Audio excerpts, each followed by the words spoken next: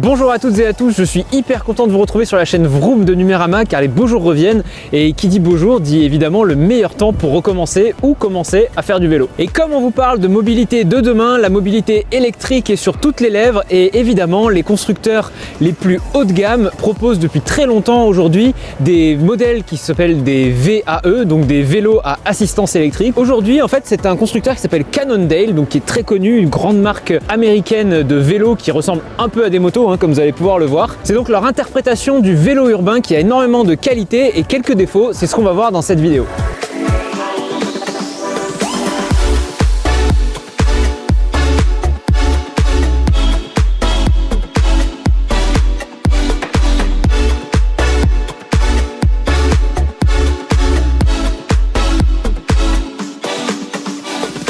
Alors le Cannondale Canvas Neo, il faut savoir que c'est un modèle qui se place dans le haut de gamme, donc c'est des vélos qui, je dirais, commencent autour de 3000 €. C'est des investissements qu'on va pouvoir faire sur le long terme. C'est des vélos dans lesquels il faut avoir confiance, qui sont souvent robustes. Donc en réalité, à partir de ces prix-là, vous avez très peu de chances de vous tromper et d'avoir une mauvaise surprise. Alors du coup, comment on va les différencier, comment on va les départager? Ça va être sur des détails. Alors déjà, il faut savoir que Cannondale a utilisé des composants haut de gamme. On va retrouver des pneus 29 pouces de chez Schwalbe, on va retrouver un couple dérailleur et vitesse de chez Shimano et également toute la partie frein à disque qui est évidemment hydraulique, qui va permettre d'avoir un freinage optimal dans toutes circonstances. Alors on l'a testé sous la pluie, sous la grêle, c'est effectivement vrai, ça freine très bien, même à des vitesses très élevées comme celles que peuvent atteindre les VAE aujourd'hui. Et qui dit VAE dit assistance électrique bien sûr, alors dans la légalité la plus totale parce que c'est Bosch qui fournit les moteurs de Cannondale, Bosch qui est un des principaux en réalité fournisseurs de moteurs sur le marché du vélo électrique. Et là on est équipé sur ce modèle là avec un modèle Performance Line CX. Ici on est donc sur de l'assistance au pédalage jusqu'à 25 km/h. Alors est-ce que ça veut dire que vous êtes limité à 25 km/h et qu'après les roues tournent dans le vide, les pédales dans le vide? Absolument pas, ça reste un vélo. Et c'est ça l'important quand on conduit un vélo à assistance électrique, c'est de se dire qu'avant tout c'est un vélo. Vous avez ici des tas de vitesses, des tas de pignons qui vous permettront de faire des montées sans absolument avoir besoin du moteur, tout comme des descentes, tout comme du plat, ce qui fait qu'en réalité vous avez avant tout un bon vélo qui est à assistance. C'est assez impressionnant en réalité sur les montées, sur le plat, il répond à toutes les situations auxquelles on l'a confronté. Les moteurs Bosch ils nous ont rarement déçus et celui-là nous déçoit pas du tout, ce qui fait que en réalité quand vous démarrez même en montée avec les vitesses au plus bas, finalement vous êtes déjà ultra rapide très vite et en fait au-delà de la vitesse parce que vous allez aller jusqu'à 25 km/h, à 26, à 30, on est même monté à 40 après sur des descentes. Ce qu'il faut savoir c'est que vous serez à l'aise, vous serez en sécurité si vous passez avant les voitures, si vous passez avant les scooters, si vous passez avant les camions qui on le rappelle veulent tous vous tuer sur la route quand vous êtes à vélo. Vous savez, se mettre sur la voie, se déporter, vous couper la route sans mettre de clignotant, on vous voit, on vous regarde et on vous juge. Bref, le moteur Bosch du coup est excellent dans toutes les situations. Alors nous on l'a testé où? On a fait à peu près 40 km dans Paris, donc on a fait les berges de Seine, on a fait toutes les voies cyclables possibles et imaginables, on est parti de Châtelet, on est remonté jusque dans le 18e et puis on l'a testé aussi dans Montreuil qui a la particularité d'être une ville avec énormément de vallons, donc c'est très vallonné, ça monte beaucoup et ce qu'on peut dire c'est qu'en réalité quand on reste en vitesse 1 par exemple et qu'on met le Bosch en mode turbo, on peut être à 25 km/h sans le moins de problème. Alors ça va un peu surprendre parfois d'ailleurs les personnes qui essaient de vous doubler etc, que vous alliez aussi vite en montée. En fait c'est vraiment très appréciable ces moteurs qui sont évidemment au niveau du pédalier et pas au niveau des moyeux des roues, c'est que ils vous accompagnent vraiment dans le pédalage, c'est-à-dire que vous mettez un coup de pédale, le moteur va en mettre 3, enfin je caricature mais c'est à peu près ça en réalité quand Bosch écrit sur ses sites et sur ses plaquettes commerciales que un moteur comme ça c'est 300% de performance en plus. En réalité ça veut dire que vous êtes 100% de l'effort et le moteur va en faire 200% en plus ou 300% en plus ou 400% en plus etc. Et ça c'est un confort qui est assez incomparable, vraiment c'est très difficile d'atteindre un confort pareil sur un vélo aujourd'hui, que ce soit sur les montées, sur les descentes etc comme on l'a dit, mais aussi sur les reprises et c'est très important en ville quand vous êtes dans des environnements où ça va être haché et du coup en fait vous êtes rapidement à la vitesse à laquelle vous étiez avant de piler sans avoir fait trop d'efforts et vous retrouvez votre rythme très facilement. Et ça sur un vélo comme ça, hyper bien équipé, avec une attention sur les détails, avec des pneus qui sont très gros, qui nous ont sauvés de plein de situations. Et c'est vrai que quand vous achetez un vélo comme ça, vous voulez en fait qu'il vous serve au quotidien et qu'il ne soit jamais pris en défaut. Et ça, des défauts, il en a pas beaucoup, sauf ceux que je vais citer.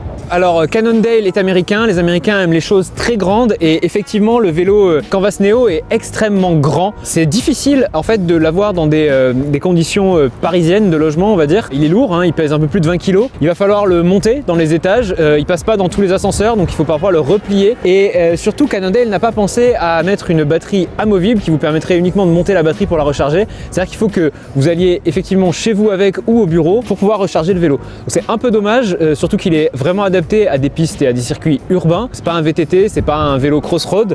Et on aurait imaginé qu'ils aient quand même un peu plus d'idées sur le côté de la batterie et qu'ils puissent permettre notamment voilà, d'enlever la batterie du cadre pour que vous puissiez la recharger chez vous. Alors ça, c'est un vélo qui est très long, mais il est compact. Et ça, on l'a remarqué dès les premières sorties avec. On a fait un peu plus de 60 km avec, hein, et c'est clair qu'on passe dans des espaces parfois très étroits. Le guidon est droit, c'est pas un guidon de vélo hollandais. Guidon droit qui permet effectivement une grande précision sur les tournants pour passer entre des voitures, pour éviter les camions de livraison qui sont sur les voies de vélo. Merci à vous, on vous reconnaît.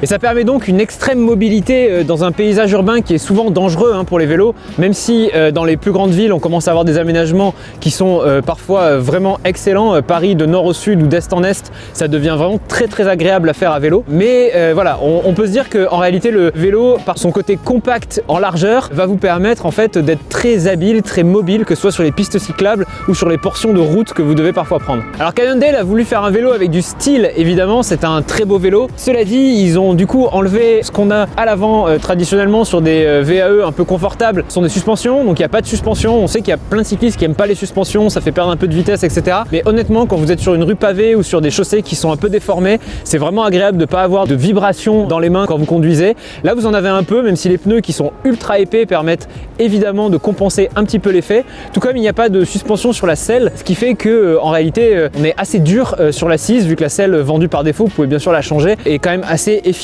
et pas ultra confortable, hein. On va le dire, on a mal au cul au bout de 60 km, hein. C'est normal.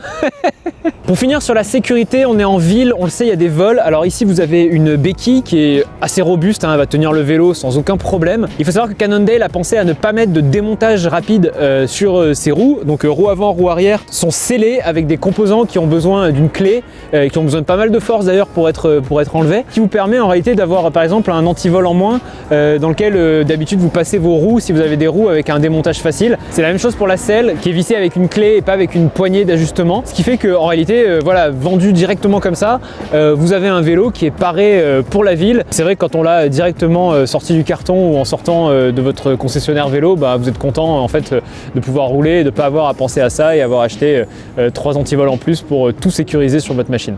Voilà, alors pour résumer ce Cannondale, c'est un excellent vélo parce qu'on est dans une catégorie où de toute façon les grandes marques de vélo, que ce soit Moustache, Cannondale, Specialized, bref, toutes les marques qu'on connaît sur le marché du cyclisme ne peuvent pas se permettre de faire de mauvais vélos, donc on est vraiment dans l'excellence.